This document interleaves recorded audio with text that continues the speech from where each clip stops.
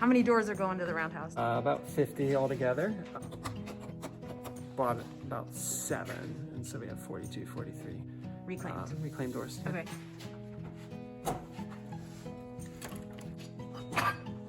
Where did these doors come from? These doors came from a building out by the airport. Actually, one of the first projects that we recovered doors from. Oh, cool. Really nicely built. These are really solid doors. They're red oak. It's had a reddish, dark red finish, and these are going to be painted, and so we needed to make sure there was very little finish left on it. This looks like they've been sanded. Yes, they have been sanded. You want to make sure the paint adheres. That's why you got to strip the finish off of it. Are they going to paint them with regular, like a color of paint or a stain? That's going to be painted.